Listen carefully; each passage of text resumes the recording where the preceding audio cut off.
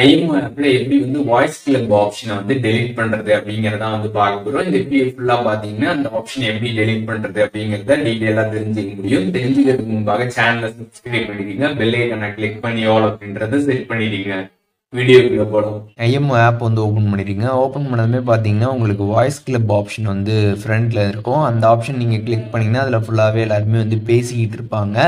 இந்த voice club டேபை கம்ப்ளீட்டாக நீங்கள் ஐஎம்ஓவில் டெலிட் பண்ணணும் அப்படின்னு நினச்சிங்கன்னா ரொம்ப ஈஸியாக பண்ண முடியும்.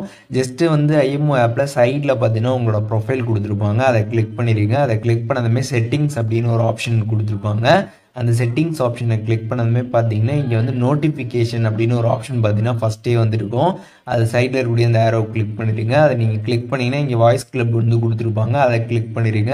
ஸோ அதை கிளிக் பண்ணதுமே பார்த்தீங்கன்னா அலோ நோட்டிஃபிகேஷன் அப்படின்னு இருக்கும். அதை கிளிக் பண்ணி ஆஃப் பண்ணிடுங்க. அந்த நோட்டிஃபிகேஷன் ஆனில் இருக்கும், அதை ஆஃப் பண்ணிடுங்க. ஆஃப் பண்ணிட்டு அப்படியே பேக் வந்துடுங்க. பேக் வந்துட்டீங்க அப்படின்னா இந்த நோட்டிஃபிகேஷன்ஸ் கீழே பார்த்தீங்கன்னா ஃபங்க்ஷன்ஸ் அப்படின்னு ஒரு ஆப்ஷன் கொடுத்துருப்பாங்க. அந்த ஃபங்க்ஷன்ஸை கிளிக் பண்ணிங்கன்னா வாய்ஸ் கிளப் அப்படின்னு ஒரு ஆப்ஷன் இருக்கும். அது பார்த்தீங்கன்னா ஆனில் இருக்கும். அதை கிளிக் பண்ணி ஆஃப் பண்ணுங்க. ஆஃப் பண்ணதுமே பார்த்தீங்கன்னா கன்ஃபார்ம் கேட்கும். கன்ஃபார்ம் கொடுத்துருங்க. கொடுத்ததுமே பார்த்தீங்கன்னா உங்கள் ஐஎம் ஆப் பார்த்தீங்கன்னா ஓப்பன் ஆகிட்டு ஒரு மாதிரி க்ளோஸ் ஆகும்.